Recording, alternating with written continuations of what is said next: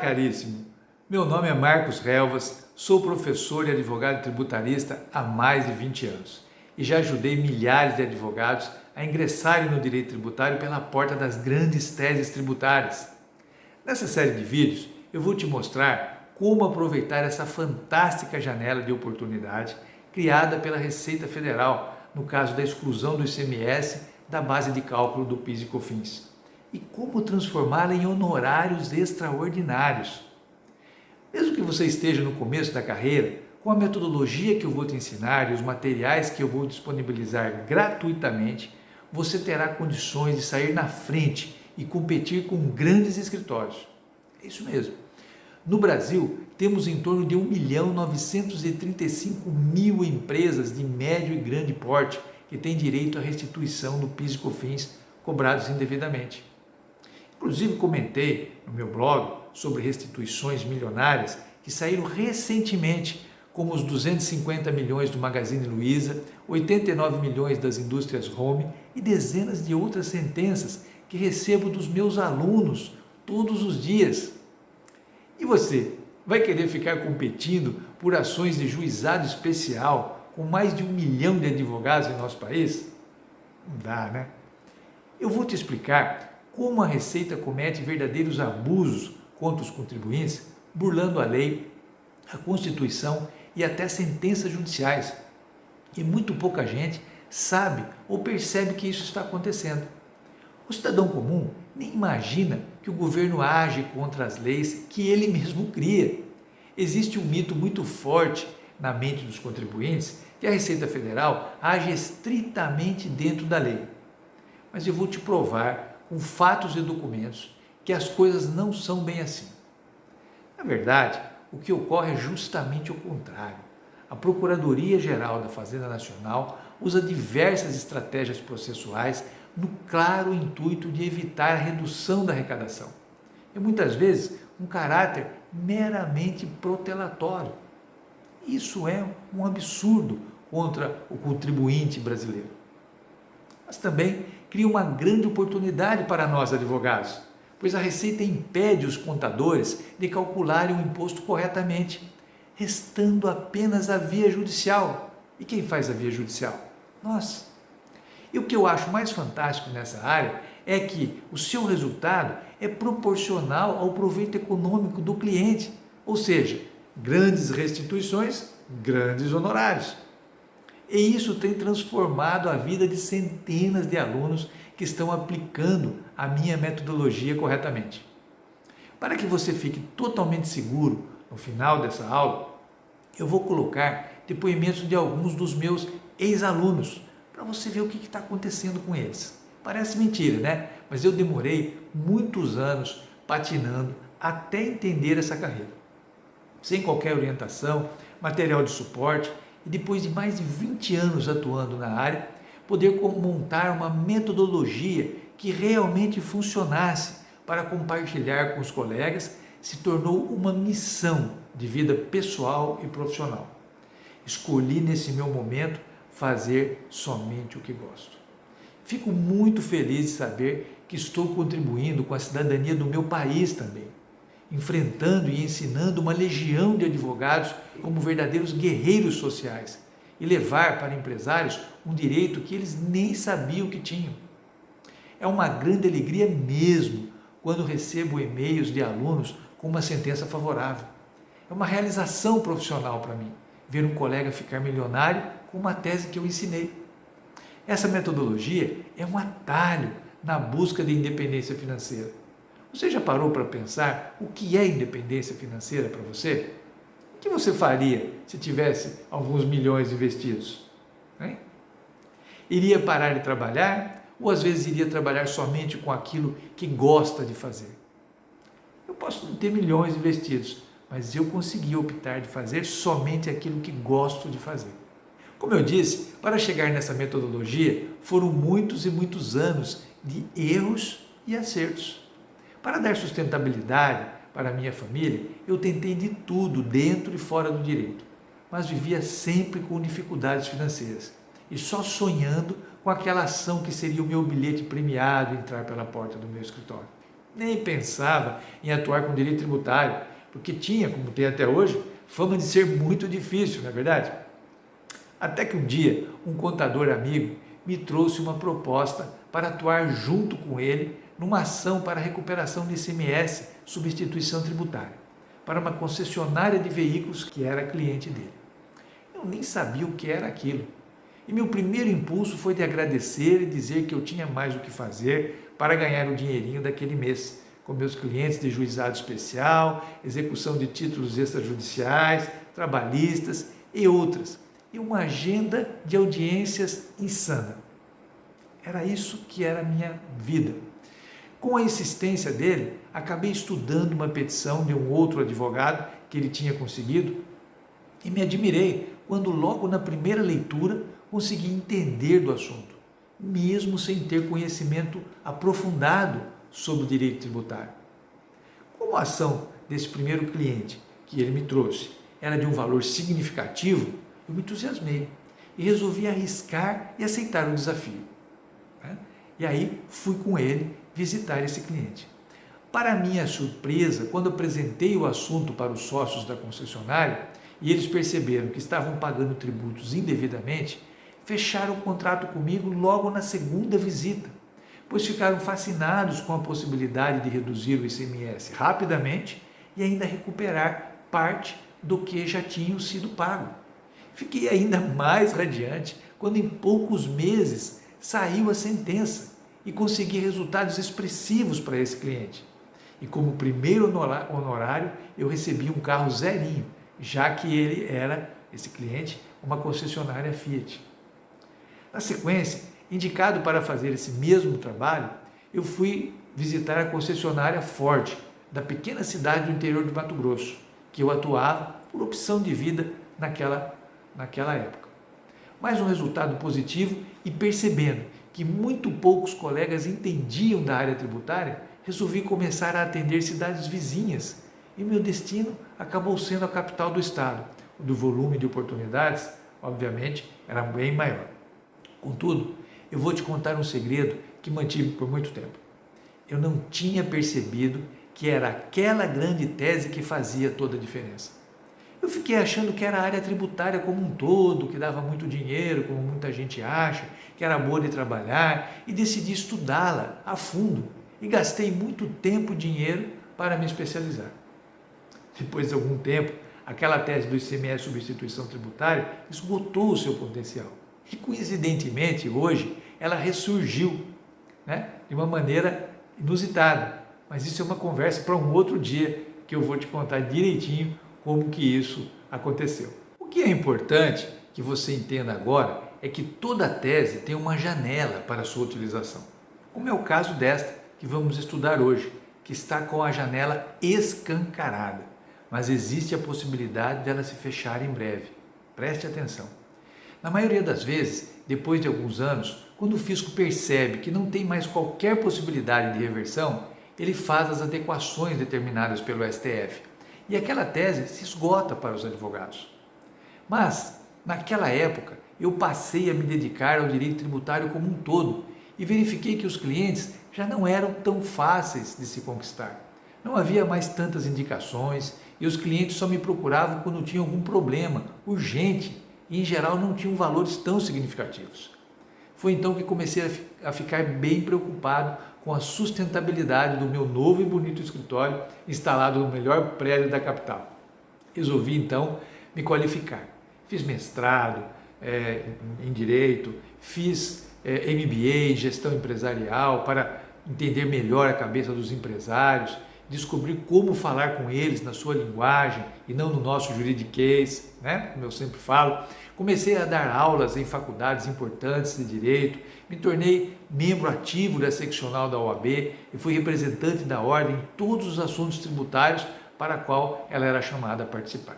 Ministrava palestras para as entidades empresariais, escrevia artigos para revistas e tinha até uma coluna fixa em um dos principais jornais do estado.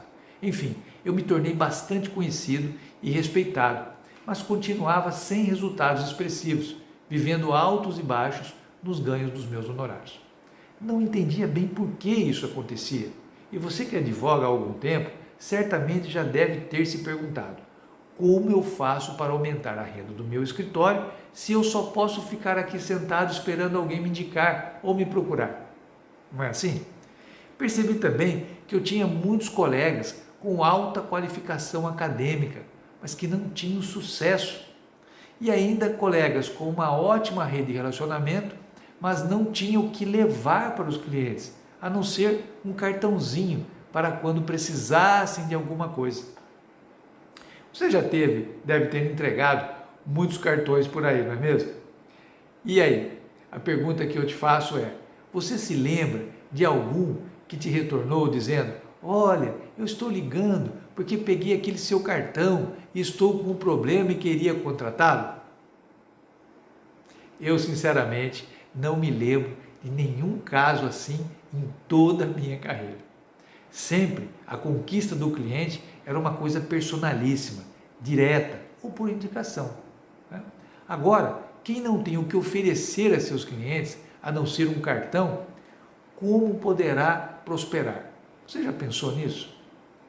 Foi quando fiz a conexão e que eu precisava de duas coisas para mudar aquele quadro que eu estava vivendo: rede de contatos, que eu até já tinha, mas precisava me relacionar com ela de forma diferente, e produtos que de fato pudessem interessar para os meus contatos e não apenas trabalhar quando eles já estavam no desespero, como costuma acontecer com qualquer área da área do direito. Sim, o empresário só procura o advogado tributarista quando já esgotou todos os caminhos que ele vislumbrou, ou sozinho ou com o seu contador. Aí o contador fala para ele: bom, agora tem que ser com o advogado. Não é assim? Lembrei então da velha tese do ICMS substituição tributária, onde eu levava para o cliente uma boa notícia de que eu poderia fazer um trabalho que iria reduzir os seus custos. Ele deixaria de pagar tributos que não devia e ainda teria um acúmulo de 5 anos para restituir, o que traria um bom volume de dinheiro para o caixa da empresa, que poderia ser investido em equipamentos, treinamentos, ampliações ou qualquer outro sonho que ficava impedido pela falta de recurso próprio. Olha só, sem contar que isso, além de permitir fechar contratos com muito mais facilidade, me trazia uma carteira de ganhos futuros, que eram muito, mas muito acima do que eu ganhava no dia a dia com as ações comuns do direito tributário. Descobri então que precisava conhecer novas teses, técnicas para identificação de clientes em potencial na minha região e ainda como utilizar uma estratégia de abordagem que me permitisse fechar contratos com mais eficiência. Demorei bastante para encontrar os caminhos sozinho e sem qualquer suporte. Errei bastante até encontrar o que procurava. Na época, a internet não era tão eficiente e também, assim como hoje, as informações sobre essas teses são confusas e sem um direcionamento, causam mais dúvidas do que segurança. Foi quando conheci um parceiro que tinha enriquecido só trabalhando com as teses, e aí as coisas mudaram. Com os produtos que eu procurava em mãos, contratei uma consultoria importante para me ajudar a formatar um método de apresentação desses produtos dentro do contexto do Código de Ética da Ordem, e depois de alguns meses de trabalho e um custo bem alto, pagando para essa consultoria, eu consegui aplicar esse método com sucesso. Dali para frente, a minha vida se transformou e consegui realizar sonhos que nem imaginava. Essas videoaulas vão te oferecer justamente o que levar para seu cliente, sem ter que gastar quase 2 anos numa pós-graduação e um mundo de dinheiro. E também vou te contar sobre essa metodologia que eu criei, que me trouxe sucesso e hoje também tem trazido resultados extraordinários para muitos colegas que têm tomado contato com esse trabalho. Pois bem, para mim não tem preço fazer o que gosto, que é dar aulas sobre um assunto que entendo profundamente, que é o direito tributário, e ainda receber a gratidão de muitos colegas pela transformação que conseguiram. Outro dia eu li um artigo falando sobre o custo de não fazer. E achei muito interessante essa perspectiva, porque eu já sofri muito com isso, né? A gente sempre pensa no quanto vai custar para fazer alguma coisa, não é verdade? Quanto custa para fazer uma viagem, quanto custa para aprender inglês ou montar um escritório. Então, isso é a perspectiva normal que nós temos para fazer as nossas coisas, os nossos sonhos. O engraçado é que o custo de fazer é sempre muito claro e objetivo. Para fazer um curso de inglês, custa tantos reais por mês. Agora, o custo de não fazer é sempre subjetivo. Quantas oportunidades eu perco se não souber inglês? Quantas pessoas eu deixo de conhecer numa viagem por não falar inglês? Ou quantos trabalhos eu poderia desenvolver falando outra língua? Quanto? Interessante é que o custo de não fazer tende a ser bem maior do que o custo de fazer. E muitas vezes nos deparamos com oportunidades de transformar a nossa vida, mas hesitamos em nos empenhar, principalmente por não acreditar que aquilo seja possível para nós. Veja você que perspectiva interessante. Claro que se tivéssemos certeza de que iria dar certo, apostaríamos tudo, não é mesmo? Foi justamente o dilema que eu vivi quando aquele meu amigo contador me apresentou a primeira tese. Graças a Deus que eu tomei a decisão certa na época, né?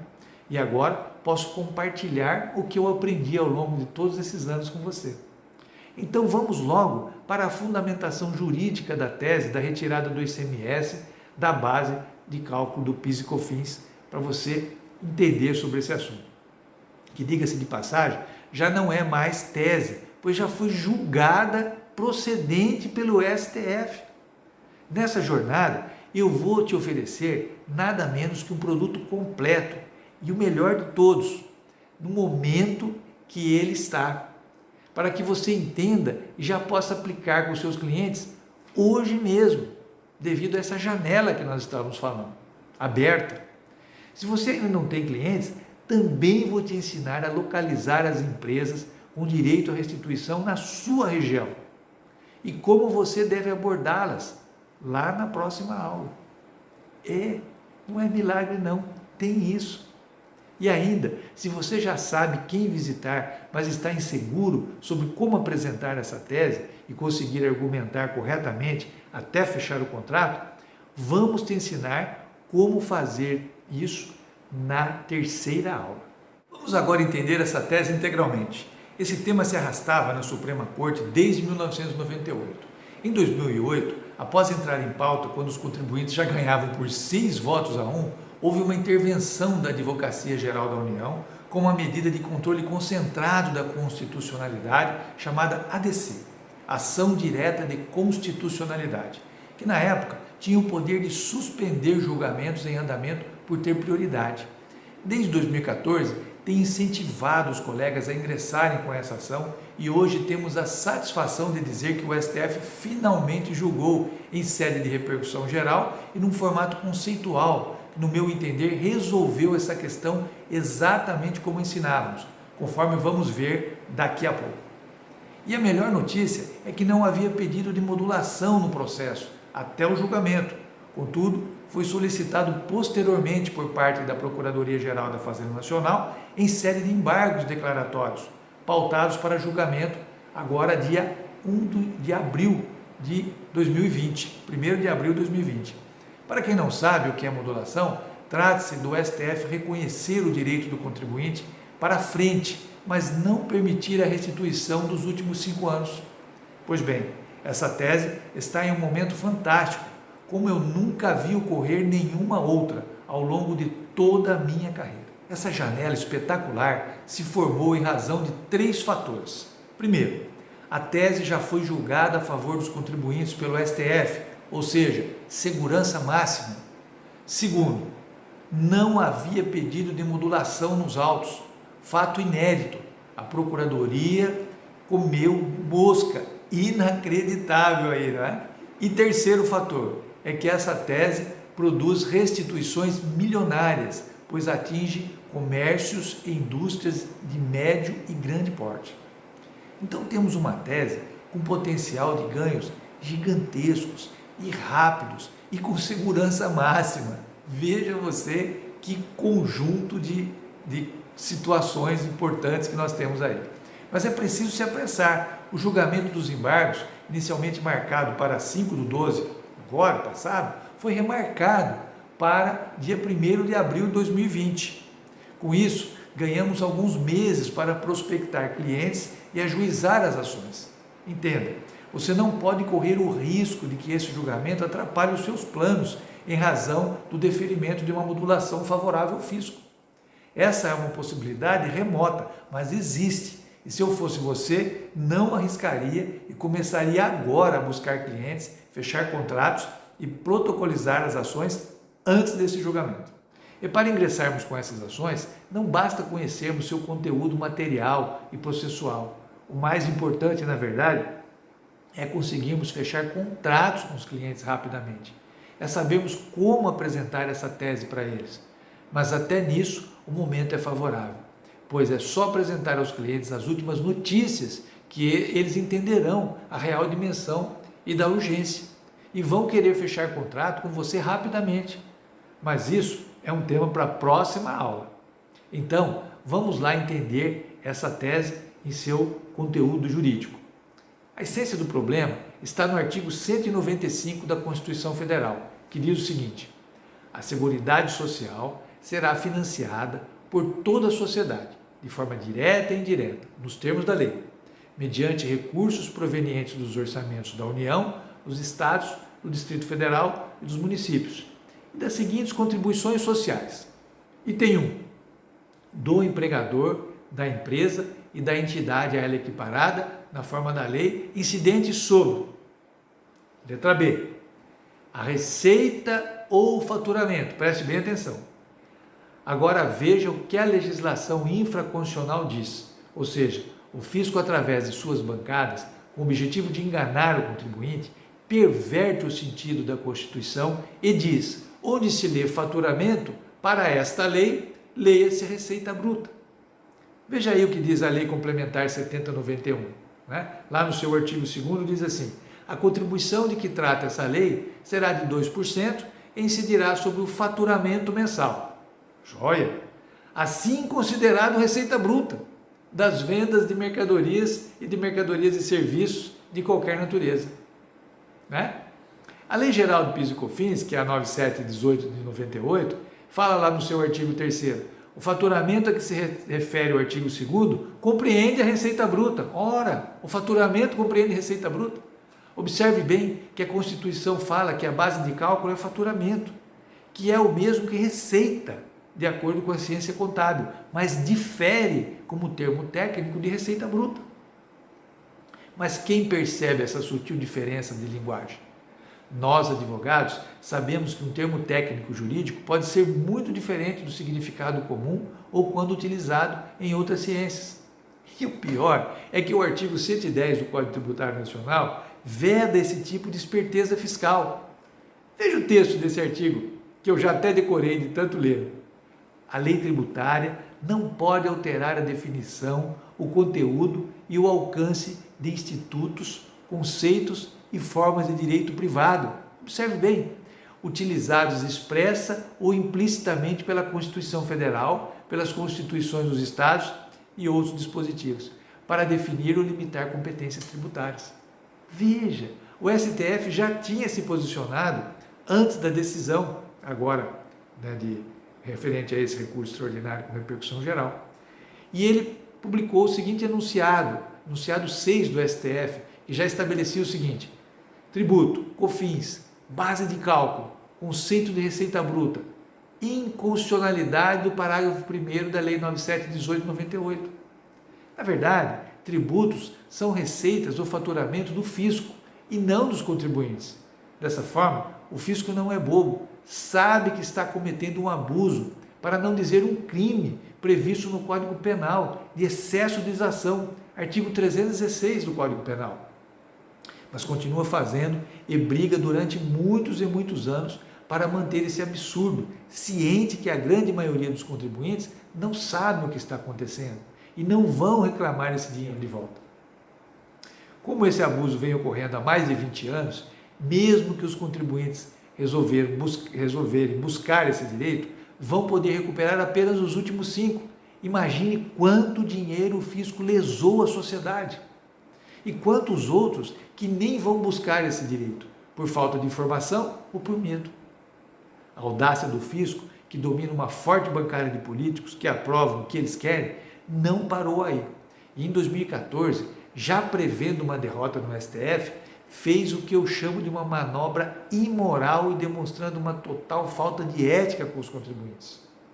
Criou uma nova lei que revogava a lei anterior, mas com outro número, mas exatamente com o mesmo conteúdo, na expectativa de que o STF julgasse a lei antiga inconstitucional, mas quem quisesse buscar o seu direito teria que começar a briga tudo novamente lá na primeira instância, a partir de 2015, com a nova lei, com o novo número, que dizia a mesma coisa. Contudo, respeitando uma nova lógica no julgamento dos recursos extraordinários de repercussão geral, foi julgado no dia 15 de março de 2017 que o ICMS não deve fazer parte da base de cálculo do PIS e COFINS. E, por consequência, seguindo o mesmo raciocínio, outros tributos também não podem, trazendo grande segurança jurídica para os contribuintes que vão ingressar com essas ações, posto que esse julgamento vinculou todos os juízes de todas as instâncias a julgarem da mesma forma. Com isso, eu já ensinava, desde a entrada em vigor dessa nova lei, que a inclusão do ICMS, ISS e IPI na base de cálculo das contribuições do PIS e COFINS é ilegítima, é inconstitucional, pois fere o princípio da estrita legalidade previsto na Constituição, no Código Tributário Nacional, no artigo 110 do Código Tributário Nacional e tudo mais. Porque receita e faturamento são conceitos de direito privado e não podem ser alterados, pois a Constituição Federal os utilizou expressamente para definir a competência tributária. Agora, com o julgamento da repercussão geral, como tudo isso está se dando? Vamos entender? Inconstitucionalidade da inclusão do ICMS na base de cálculo do PIS e COFINS. Foi julgado lá o recurso extraordinário 574706, lá do Paraná, com a ministra Carmen Lúcia, então relatora e presidente, da empresa Incopa Importação e Exportação, patrocinada por um escritório gaúcho. E o Supremo Tribunal Federal abre um precedente que permite aos contribuintes, pessoas jurídicas, requererem a restituição de valores pagos indevidamente nos últimos 5 anos, segundo notícia do Jornal do Comércio. O STF decidiu, por maioria nos termos do voto da relatora, da ministra Carmen Lúcia, então, como já falei, presidente à época do Supremo, apreciando o tema 69 da repercussão geral, deu provimento ao recurso extraordinário e fixou a seguinte tese: o ICMS não compõe a base de cálculo para incidência do PIS e COFINS. Ponto. Vamos ver a proclamação do resultado com a própria ministra. Olha aí. Então, proclamo o resultado, recurso provido, nos termos do voto da relatora por maioria, vencidos os ministros Edson Fachin, Roberto Barroso, Dias Toffoli e Gilmar Mendes. E a tese que eu propus foi no sentido de, uma vez vencedora, o ICMS não compõe a base de cálculo para a incidência do PIS e da COFINS. Indago os senhores ministros se põem de acordo com esta tese. Então, foi arguído da tribuna por um dos advogados a questão da modulação. Eu verifiquei, nos autos não consta, até porque a parte ganhou em primeira instância, perdeu em segunda instância e agora no recurso extraordinário a parte se faz vencedora. Não consta nenhum pleito nos autos de modulação de efeitos. Esta modulação foi feita apenas aqui da tribuna. Então, o que a gente tem normalmente feito é, quando não consta pleito no processo, não se vota modulação de efeito. Ou seja, ficou definida uma tese que se aplica a qualquer legislação passada, futura, interessa. E não mais dizer que o artigo X da Lei Y é inconstitucional, como esperava o fisco. Dessa forma, resta evidente que tanto a lei antiga como a lei nova são inconstitucionais e o fisco terá que interromper essa cobrança e devolver pelo menos os últimos 5 anos. Também ficou resolvida a ADC 18, ação direta de constitucionalidade, que serviu para postergar o julgamento do recurso extraordinário, que já estava 6-1 para os contribuintes em 2008, posto que foi deferido no próprio julgamento do recurso extraordinário, conforme o regimento interno do STF, que essa ADC fosse julgada nessa mesma sessão por versar exatamente sobre o mesmo tema. E com relação à modulação, quanto à eventual modulação dos efeitos da decisão, a ministra Carmen Lúcia, como você viu no vídeo, explicou que não consta no processo nenhum pleito nesse sentido. E a solicitação somente teria sido feita da tribuna do STF pela Procuradoria da Fazenda Nacional, depois de tudo perdido. Não havendo requerimento nos autos, não se vota a modulação. Contudo, ela destacou que o tribunal pode vir a enfrentar o tema e embargos de declaração, interpostos com essa finalidade e trazendo elementos para análise. O acordo foi publicado em 29 de setembro de 2017 e a Procuradoria-Geral da Fazenda Nacional apresentou, no dia 19 de outubro de 2017, embargos de declaração, entre outras coisas, pedindo a modulação dos efeitos da decisão. Ainda que tenhamos que aguardar essa decisão, os prognósticos são que nenhum dos pedidos da Procuradoria nesses embargos prospere, nem mesmo modulação. Relembrando que modulação é o reconhecimento do STF sobre o direito do contribuinte, mas só para frente, não permitindo a restituição dos últimos 5 anos. Isso é muito crítico, posto que tiraria todo o ganho milionário dessa ação. Contudo, isso só se aplica para quem entrar com a ação depois da decisão da modulação. Quem entrar com as ações antes da modulação, ser julgado, mantém o direito da restituição integral. Ainda que toda a comunidade jurídica tributária não acredite que a modulação seja concedida ao fisco, para garantir, é melhor entrar com essas ações para seus clientes o quanto antes. E para finalizar, um chave de ouro para nós advogados que conhecemos esse assunto, vou mostrar aqui como temos anunciado a solução de consulta que a Receita Federal publicou sobre a decisão do STF que excluiu o ICMS da base de cálculo do PIS e COFINS. Veja você que ousadia. A Receita Federal, por meio da solução de consulta, veja aí o número, 6.012/2017, pesquisa lá, publicado no Diário Oficial da União, no dia 4 de abril de 2017. E esclareceu, entre aspas, acerca da decisão do Supremo Tribunal Federal, que excluiu o ICMS da base de cálculo do PIS e COFINS. Veja você, para a Receita Federal, em razão da ausência definitiva do mérito, o ICMS devido pela pessoa jurídica na condição de contribuinte do imposto, em virtude de operações ou prestações próprias, compõe o seu faturamento, não havendo previsão legal que possibilite a sua exclusão da base de cálculo cumulativa das contribuições para o PIS e COFINS, devida nas operações realizadas no mercado interno. Foi esse mais ou menos o teor da solução de consulta. E ainda dizendo que a ausência de ato declaratório da Procuradoria-Geral da Fazenda Nacional sobre a matéria, e alegando que isso já foi, essa ausência de ato declaratório já foi julgada pelo Supremo Tribunal Federal, etc, etc. De acordo com a Receita Federal, inexistindo ato declaratório, a Procuradoria-Geral da Fazenda Nacional, da Procuradoria-Geral, que se trate da exclusão do ICMS da base de cálculo do PIS e COFINS incidentes nas operações internas, não muda nada para eles. Isso significa que somente a via judicial para se conseguir apurar esses créditos com um grau de segurança jurídico máximo, conforme já vimos, que o nosso sistema pode oferecer. Logo, só advogados, por enquanto, podem levar esse direito aos seus clientes.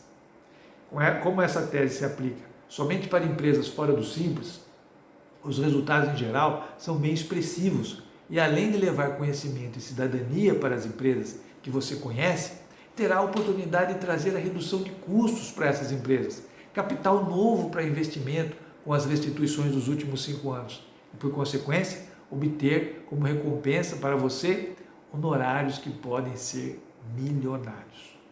Bem, esse vídeo já está ficando grande demais, E acredito que já deu para você entender o que muito poucos contribuintes, contadores e até advogados tributaristas entendem. Nos próximos vídeos, eu vou te ensinar como localizar as empresas que podem ser seus clientes aí na sua região e como abordar e fechar contratos para a realização desse trabalho, já com honorários iniciais.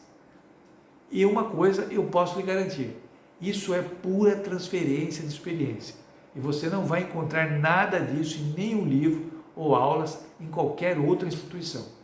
Trata-se de um conteúdo e metodologia exclusivos nossos. Tá? Então fica ligado, né? Mas antes de terminar, eu quero te pedir para deixar um comentário logo abaixo, me dizendo o que você achou de tudo que viu até agora, de todas essas coisas que nós comentamos aqui com você. Tá? E também quero compartilhar com você alguns depoimentos de colegas advogados que já participaram dos treinamentos que eu ministro e têm relatado a verdadeira transformação pela qual eles têm passado. Eu tenho certeza que esses testemunhos vão te trazer grandes inspirações. Observe isso. Eu vejo você na próxima aula. Um forte abraço e até lá.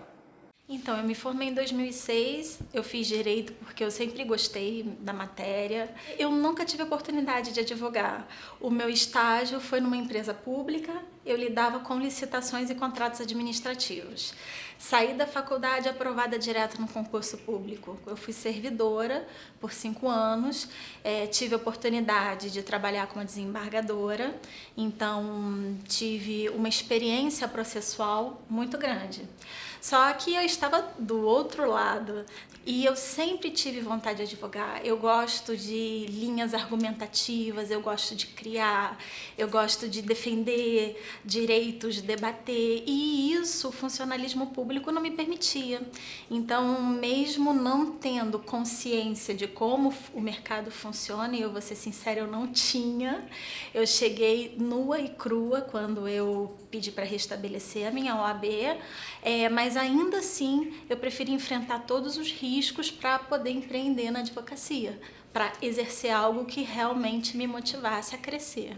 Eu percebi que eu não tinha aquela prática de conquistar clientes, porque esse é o grande diferencial, né? Infelizmente, a faculdade não nos ensina gestão, estratégias, marketing, né? Que a gente não pode confundir com publicidade, mas o marketing é imprescindível e isso me faltava. O começo foi dificílimo, né? Eu digo que o sucesso não é uma linha reta, a gente dá muitas e muitas voltas. Eu não sabia advogar, eu descobri que eu sabia muito direito, mas advogar, a arte da advocacia eu não sabia. Então eu pegava causas de pessoas físicas, eu ia para todas as esferas, trabalhista, tributária, até cheguei a fazer alguma coisa tributária, mas assim, sem metodologia, sem estratégia. Eu não tinha um foco, eu não atuava num nicho específico. E eu percebi que isso me fez perder muito tempo, muita energia, muitos recursos. Então, o meu sentimento naquela época era uma certa frustração, porque como eu era generalista e pegava todas as causas que apareciam, eu perdia muito tempo tendo que estudar cada matéria. Muitas vezes aquelas matérias de determinados processos não eram aproveitáveis para outros e isso me fazia perder muito tempo. Quando eu descobri, né, o nicho de tributário como algo que eu pudesse me especializar efetivamente, isso me permitiu poupar muitos recursos, principalmente questão de tempo e energia, porque canalizando, além de você ser visto como especialista, todo o conhecimento que eu adquiro em uma ação, eu utilizo na outra. Então, eu não me sinto tão perdida, tendo que estudar desde o zero uma nova matéria para pegar uma ação. E também me possibilita abrir portas para pessoas jurídicas, né? Uma vez apresentando essas propostas para as pessoas jurídicas, lá dentro eu acabo conseguindo atuar em outras áreas também, mas o meu foco é sempre tributário. Foi quando eu tive o privilégio de conhecer o trabalho do professor Marcos Relvas. Não sou muito fã de fazer audiência, então a área tributária me isenta um pouco disso, assim, são poucas as audiências que a gente precisa fazer. A gente atua mais nas instâncias superiores.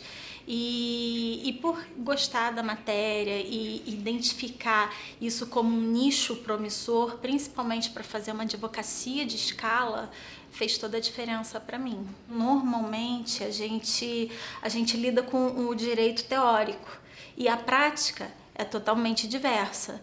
Então eu tive acesso não só a questões, a teses jurídicas em si, porque isso basta uma pesquisa na internet, a pessoa que é mais dedicada vai conseguir, mas principalmente o que o curso foi mais valioso para mim é a questão estratégica, que falta a muitos advogados, é você conseguir fazer com que aquele conhecimento que você tem de direito tributário, ele possa ser aplicado na prática e trazer bons frutos.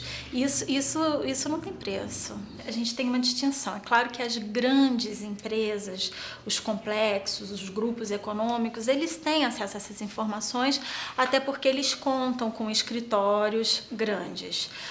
O grande problema é que o nosso país ele não é feito só de grandes grupos econômicos.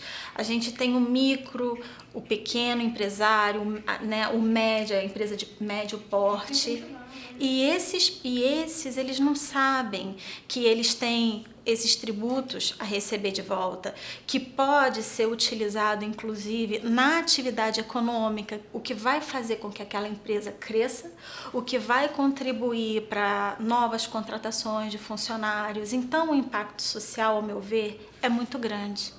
Quando você consegue reduzir a carga tributária num processo estritamente legal, que é o que a gente se propõe a fazer, é a elisão fiscal, nada além disso. Mas quando você consegue fazer a elisão fiscal de forma eficiente, você reduz a carga tributária num primeiro momento, você recupera créditos que podem ser utilizados na implementação de novos processos para expandir aquela indústria, aquele comércio, aquele varejo, seja qual for, né, o nicho da empresa, você permite mais contratações trabalhistas, você fornece mais postos de trabalho, então acredito que o impacto social disso é muito grande e vai além do empresário, não é só o empresário que se beneficia, é toda a sociedade. E se eu puder fazer uma consideração final, assim, seria agradecer ao professor Marcos Helvas, agradecer ao IBJUS por fornecer essa ferramenta tão valiosa, né? Eu, por exemplo, me encontrava perdida, não sabia qual o nicho, eu sabia da importância de você ter um nicho e de você se especializar, mas não sabia por onde começar. Então, assim, eu agradeço a oportunidade que o IBJUS me forneceu, porque foi a partir daí que eu consegui estruturar minha advocacia.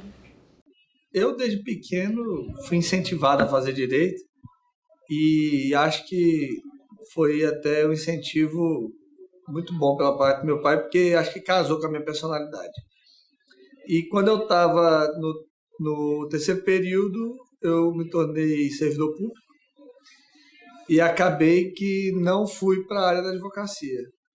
Então, 10 anos depois de formado, a gente começou a atuar com o escritório e a gente começou ali com a intenção de trabalhar com ações de massa e aí começamos com a Tusti.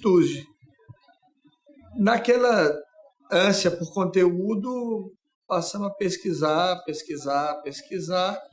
e aí chegamos até o IBJUS com o curso das grandes teses.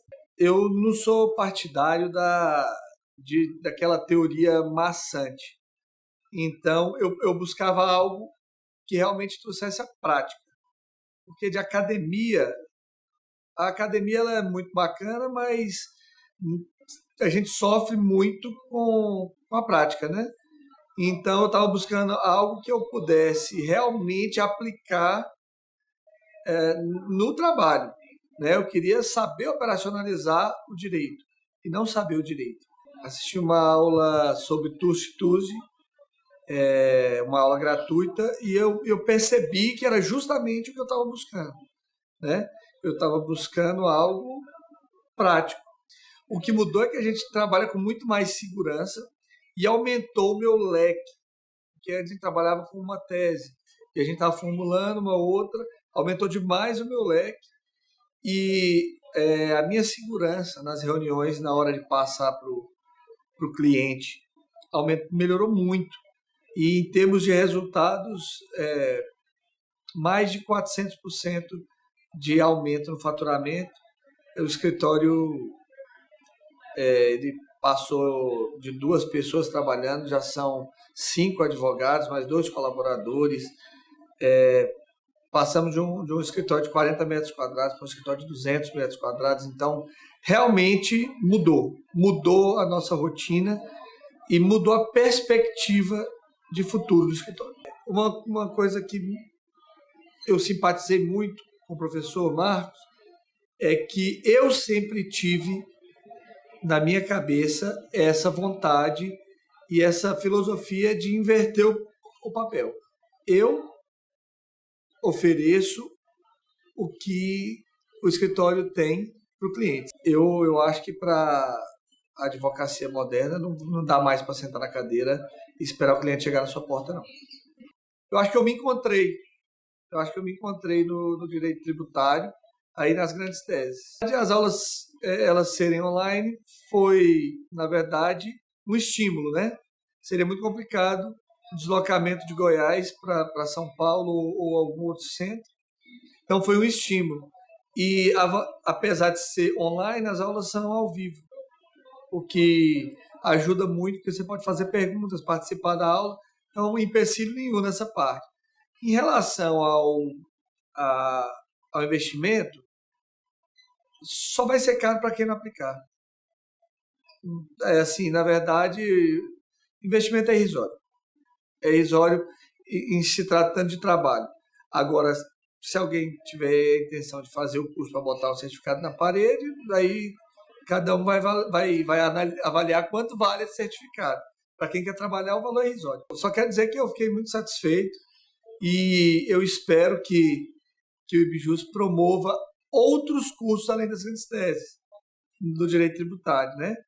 Já a parte administrativa, contencioso, já em termos de infrações, enfim. Eu acho que vai ser de grande valia. E eu quero dizer que, para aqueles que ainda não começaram a aplicar, vai em frente que vale a pena. Então, eu formei em 2006 e não fui logo ser advogada, né? Fui ser mãe.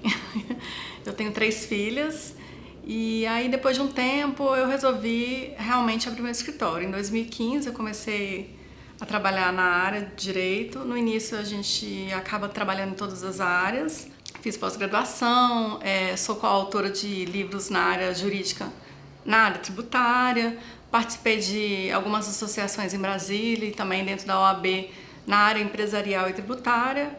E, inclusive, hoje eu estou como vice-presidente da comissão na subseção da OAB em Brasília. Sempre fui muito apaixonada pelo direito tributário, mas eu nunca me via assim como uma tributarista. Então, eu não apresentava para os clientes que eu era tributarista. Se me perguntasse alguma coisa, eu tirava uma dúvida e tudo. E aí, em 2016, eu conheci o curso do professor Marcos pelo IBJUS no site e fiquei super entusiasmada pelas grandes teses tributárias, mas eu não sabia ainda como oferecer ou para quem oferecer. E então eu peguei uma empresa em Brasília que eu já atendia na área empresarial, ofereci 3 teses, que era o que cabia dentro do regime dele, que é simples. E a partir dele e dos resultados que ele teve, eu peguei indicações e hoje eu estou trabalhando dentro da área de pescados em Brasília e já atendendo clientes também na área de panificação, na área de indústria mesmo. Em Brasília a gente não tem muitas empresas, né? Mas eu estou pegando esses 2 ramos, na área de pescados e na área de alimentos. Quando você bate na porta de um cliente sem ele te conhecer, logo ele fala que está sendo assistido por uma boa equipe jurídica ou por um grande escritório, pergunta se eu conheço, fulano de tal, que é o advogado dele. E a maioria das vezes eu conheço, porque Brasília é uma cidade até pequena e a gente acaba se conhecendo lá. Então, o que eu fiz como estratégia minha, né, de trabalho? Eu a partir dos clientes que eu já tinha, eu fui pedindo indicação. E eu tive essa abertura melhor do que eu ir bater na porta. Então, um cliente muito sério meu que me indicou para um segundo, esse segundo já me indicar para um terceiro, ali eu já crio um vínculo de pessoas que eu conheço para o quarto, às vezes, falar, não, já tendo ciclano, beltrano e tal, ele se sente melhor. Por mais que ele esteja assistido por uma grande banca de advocacia, a indicação é muito importante. Em 2015, se me procurassem, eu não tinha nem como falar que eu era tributarista, realmente eu ficava com essa barreira, né? Hoje não, depois desse tempo de estudo e de prática forense mesmo, e com os resultados que eu tive com o meu primeiro cliente na área tributária, hoje eu consigo dizer que eu sou uma tributarista. E claro que o direito a gente está sempre estudando, em busca, não vou dizer que sou expert em todas as matérias, mas hoje eu tenho muito mais propriedade para falar de alguns assuntos do que eu teria em 2015. É uma área simples, tá? Não é tão difícil como as pessoas colocam, mas que requer muito estudo e muita dedicação. Eu gostaria de agradecer ao Bijus, ao professor Marcos Helvas, que tem essa disponibilidade de dar esse curso para os advogados iniciantes. Assim, agradecer também de ter a oportunidade de estar aqui hoje nesse simpósio e de ter conhecido pessoas com muitas histórias de sucesso e que espero que vocês continuem realmente oferecendo isso para a advocacia, que é muito importante para o pessoal do área do direito, abrindo esse leque de opções. Não vejo muita gente falando ou te ensinando como ganhar dinheiro, como trabalhar na área tributária, e o professor Marcos Helvas realmente é uma pessoa assim, super doadora em relação a esse ponto, para ensinar, e agradecer, e vocês estão de parabéns.